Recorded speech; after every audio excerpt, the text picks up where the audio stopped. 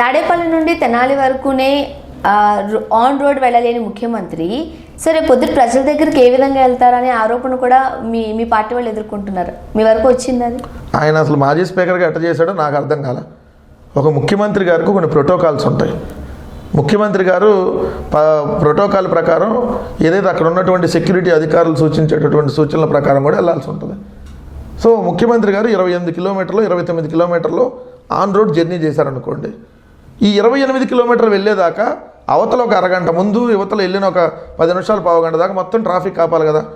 ఆ 30 కిలోమీటర్లు ట్రాఫిక్ ఆపటం వల్ల అవతల ఇంకో 30 కిలోమీటర్లు, యువతలు ఇంకో 30-40 కిలోమీటర్లు ట్రాఫిక్ జామ్ అయితే ఎన్ని గంటలు ఇబ్బంది పడతారు ప్రజలు?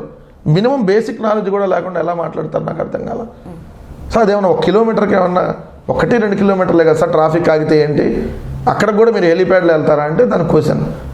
28-29 కిలోమీటర్లు ట్రాఫిక్ ఆగితే ఎయిర్పోర్ట్లకు వెళ్ళాల్సిన వాళ్ళు, ట్రైన్లకు వెళ్ళాల్సిన వాళ్ళు, లేదంటే ఇంకేదన్నా అనారోగ్య సమస్యలతో హాస్పిటల్కి వెళ్ళాల్సిన వాళ్ళు వీళ్ళందరూ ఇబ్బంది పడరు. మినిమం నాలెడ్జ్ లేకుండా మాట్లాడుతూ ఉంటారు. జనసేన ఆయన మాట్లాడాడు, ఆయన పేరేంది, నాదెండ్ల మనోహర్.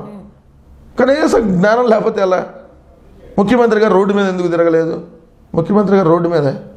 ఇప్పుడు హెలిప్యాడ్ దిగినాక డయాస్కి రావాలంటే రోడ్డు మీద రావాలి కదా. రోడ్డు మీద కదా మనం ఇప్పుడు మీటింగ్ అన్నప్పుడు ఒక డయాస్ అనేది ఏర్పాటు చేసుకుని ఒక గ్రౌండ్లో ఏర్పాటు చేస్తారు. ఇప్పుడు ముఖ్యమంత్రి గారు అందరినీ కలుస్తూ ఉన్నారు. దాదాపుగా మొన్న ఒక 150 మంది నాయకుల్ని మొన్న కలిశారు. తర్వాత ఎవరైతే వాళ్ళకి కొన్ని హెల్త్ ఇష్యూస్, ఎన్ని రకరకాల సమస్యల మీద వచ్చిన వాళ్ళని కలిశారు. సో ఇవన్నీ కలుస్తూ ఉన్నా ఇంకా కలవలేదంటారు వాళ్ళే. మేము అంత ఎక్కువ వెళ్తే అంత వాళ్ళకి ఇబ్బంది అని తెలియట్లేదు వాళ్ళకి పాపం.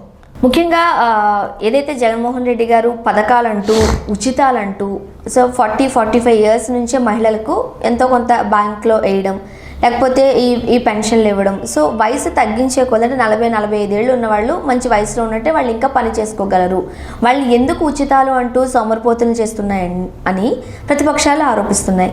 మీ ఆన్సర్ ఏంటి? ఎందుకు ప్రజలకు అన్నీ ఉచితంగానే ఇవ్వాలి? ప్రభుత్వం నీడ్ అది. ప్రభుత్వం ఖచ్చితంగా ఇవ్వాలి. ప్రజలు నీడ్ అయ్యి, ప్రభుత్వ బాధ్యత, ప్రజలు నీడ్.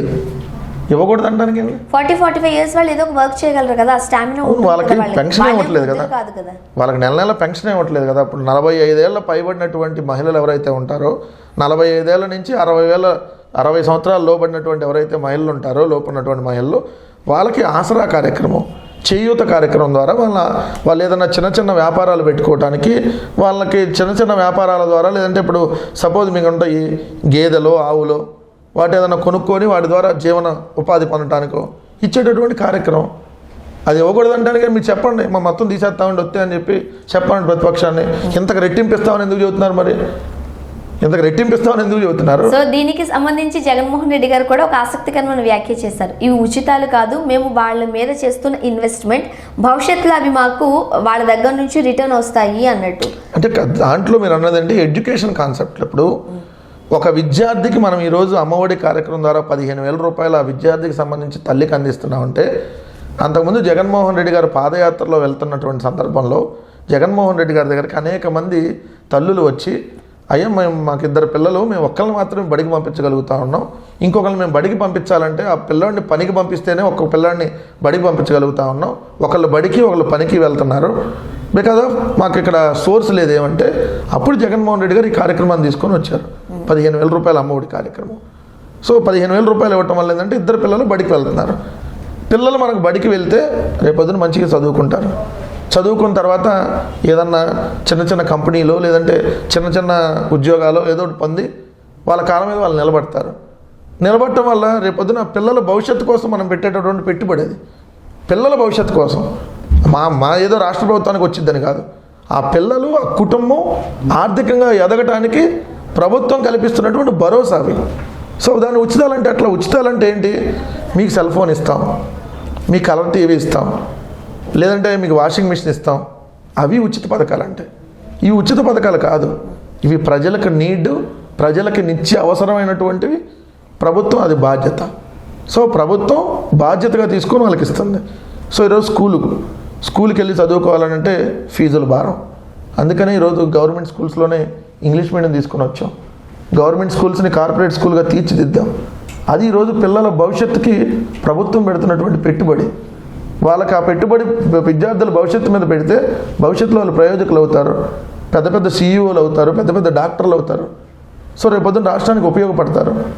అంత ముందు చూపుతో మేము వెళ్తున్నాం. నవరత్నాలు అంటూ అధికారాన్ని చేజిక్కించుకున్న వైఎస్ఆర్సీపీ వాటిని ప్రజలకు అందించడంలో కంప్లీట్ ఫెయిల్ అయ్యింది అని ప్రజల నుంచి ప్రజలే మాకు వచ్చి చెప్తున్నారు. లైక్ అంటే టీడీపీ వాళ్ళు చేస్తున్న బహిరంగ సభల్లో కావచ్చు, పాదయాత్రలో కావచ్చు, ప్రజలు మాకు దగ్గరుండి మాకు చెప్తున్నారు అని వాళ్ళు చెప్తున్న ఆరోపణ. తెలంగాణ ప్రజలై ఉంటారేమో, ఆంధ్ర ప్రజలై ఉంటారు. వాళ్ళకి చెప్పేవాళ్ళు తెలంగాణ ప్రజలై ఉంటారు. కారణం ఏంటంటే ఇప్పుడు మేము ఆ పథకాలు ఇస్తుంది ఆంధ్రప్రదేశ్లో కదా, ఇంటింటికి తీసుకుని ఇలా ఆంధ్రప్రదేశ్లో పథకాలు ఇస్తుంటే ఫెయిల్ అయ్యామని అన్నారంటే వాళ్ళు తెలంగాణ ప్రజలు ఎవరిని చెప్పుంటారు వీళ్ళకి. సార్ మాకు అమ్మఒడి రావట్లేదని చంద్రబాబు నాయుడుకి తెలంగాణ వాళ్ళు ఎవరిని వచ్చి చెప్పారు.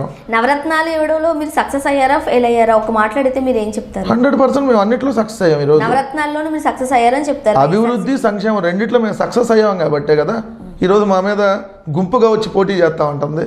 మేము ఫెయిల్ అయితే సింగిల్గా వచ్చి పోటీ చేసేవాళ్ళు కదా. మేము ఫెయిల్ అయితే సింగిల్గా మేము సత్తా చూపుతా అనేవాళ్ళుగా. మేము సక్సెస్ అయ్యాం కాబట్టే కదా ఈరోజు అన్ని ఎన్నికల్లో మా ప్రజలు పట్టం కట్టింది. సో కార్యక్రమాలు ఈరోజు పెన్షన్ ఉంది, 1వ తారీఖు ఇంటింటికి తీసుకెళ్ళి ఇస్తున్నారు. ప్రతి కార్యక్రమం ఈరోజు నేరుగా అర్హులైనటువంటి వాళ్ళ అకౌంట్లో పడుతున్నాయి. మా దగ్గర డీబీటీ ఉంది, వాళ్ళ దగ్గర డీపీటీ ఉంది. చంద్రబాబు నాయుడు గారి ప్రభుత్వంలో డీపీటీ ఉంది, దోచుకో పంచుకో తినుకో. మా దగ్గర డీబీటీ డైరెక్ట్ బెనిఫిషరీ ట్రాన్స్ఫర్ ఉంది. సో నేరుగా అర్హులైన వాళ్ళ అకౌంట్లో డబ్బులు పడతాయి. అది చంద్రబాబు నాయుడు పార్టీయా, పవన్ కళ్యాణ్ పార్టీయా, లేదంటే వైఎస్ఆర్ కాంగ్రెస్ పార్టీ, జగన్మోహన్ రెడ్డి గారి పార్టీయా కాదు. ఇక్కడ అర్హత ఉంటే అడగకుండానే సంక్షేమ పథకం ఇచ్చేటటువంటి మొట్టమొదటి ప్రభుత్వం జగన్మోహన్ రెడ్డి గారి ప్రభుత్వం. అర్హత ఉంటే చాలు, అడగకుండానే మీకు డైరెక్ట్గా నేరుగా మీ పథకానికి వాలంటీర్లు వచ్చి సార్ మీకు ఈ పథకం ఎలిజిబిలిటీ ఉంది అప్లై చేస్తున్నాం అని చెప్పి వచ్చి మరి ఇస్తున్నటువంటి ప్రభుత్వం. సో వీళ్ళేంది మా గురించి మాట్లాడేది? ముందు వీళ్ళ భవిష్యత్తు ఏందో ఇలా కథ ఏందో అని చూసుకోమనండి. చేసిన తప్పులను కప్పుపుచ్చుకోవడానికి వైఎస్ఆర్సీపీ నోరేసుకుని పడిపోతూ ఉంటుంది. వాళ్ళ వర్గానికి చెందిన నేతల చేత ప్రతి ఒక్కరిని తిట్టిపిస్తూ ఉంటారు. ఆ విధంగా వాళ్ళ తప్పులను కవర్ చేసేసుకుంటూ ఉంటారని ప్రధాన ఆరోపణ. ఎందుకు వైఎస్ఆర్సీపీ పార్టీ వాళ్ళకి వాయిస్ వినిపిస్తుంటుంది? మేమేనా దే భాష, పి భాష, నా భాష మాట్లాడుతుంది మేమా? ఇదే అయ్యన్న పాత్రుడు మహిళా హోంమంత్రిని పి భాషలో నా భాషలో మాట్లాడతారు. ఇదే అచ్చెన్నాయుడు మనం చూసారు పోలీసులను కూడా దెం భాషలో మాట్లాడారు. ఇదే పట్టాభి తెలుగుదేశం పార్టీ అధికార ప్రతినిధి బోషిడికే అంటాడు మమ్మల్ని, మా నాయకుల్ని. ఎవరు మేడం ఈ భాష మాట్లాడుతుంది? మేమా? ఒకడే మేసాల మేలేస్తాడు లోకేష్. లోకేష్ గారిని మొన్న వ్యాఖ్యానించడం జరిగింది కదా. మన మహిళని కూడా చూడకుండా లోకేష్ అట్లా పడితే మాట్లాడితే ఆమె కాబట్టి ఇంకా తక్కువ మాట్లాడింది. ఆమె కాబట్టి తక్కువ మాట్లాడింది. ఇంకా అయితే ఎలా మాట్లాడాలి లోకేష్ని? జగన్మోహన్ రెడ్డి గారు జబర్దస్త్ ఆంటీ అని అంటే మేమేమనాలి? భువనేశ్వర్ గారిని, బ్రాహ్మణ్ గారిని హెరిటేజ్ ఆంటీలు అంటే కరెక్ట్గా ఉంటుందా? రోజా గారు కాబట్టి తక్కువ మాట్లాడారు. ఇంకా మీ పార్టీ నాయకుడే రెచ్చిపోండి, మీకు నచ్చిన భాష వాడుకోండి అని పర్మిషన్ ఇస్తారు అని అంటున్నారు. ఎవరు జగన్మోహన్ రెడ్డి గారు అసలు అటువంటి వాటిని ఒప్పుకోరు. సో ఇప్పుడు మీరు మేము డిబేట్లకు వెళ్తాం, టీవీ డిబేట్లకి. అవతలలో మాట్లాడేదాన్ని బట్టి మాకు కూడా అవతల వస్తుంది కదా. వాడు అవతల కూర్చునేటటువంటి వాళ్ళు ఇష్టం వచ్చినట్టుగా మమ్మల్ని వాడు వీడను లేదంటే మా ముఖ్యమంత్రి గారిని పట్టుకొని ఏది పడితే అది సైకోన్ అంటే మేము అవతల కూడా అదే భాషతో వాళ్ళ మీద మేము ప్రయోగించాల్సి వస్తుంది కదా. సో ఇక్కడ ఒకటి క్లియర్ మేడం, మేము మంచి చేశాం కాబట్టి మా మంచిని చూసి ఆశీర్వదించమంటున్నాం. మా ద్వారా మంచి జరిగితే, మా పాలన బాగుంటే మాకు ఓటు వేయండి. ఇది మేము క్లియర్గా ఉన్నాం. చంద్రబాబు నాయుడు గారిని చెప్పానండి 2014 నుంచి 19 దాకా ఆయన పరిపాలన చూసి ఓటు వేయమని చెప్పానండి. మేము అడుగుతున్నాం మా పరిపాలన చూసి మాకు ఓటు వేయమని. అంటే మేము బాగా పరిపాలిస్తేనే కదా అంత ధైర్యంగా అంత కాన్ఫిడెన్స్గా అడగగలిగేది. సో మాకు ఆ కాన్ఫిడెన్స్ ఉంది, మాకు ఆ ధైర్యం ఉంది, మాకు ఆ దమ్ము ఉంది. మేము చేసాం మంచి. పైన దేవుడు ఆశీస్సులు ఉన్నాయి, మాకు ప్రజల ఆశీస్సులు ఉన్నాయి కింద.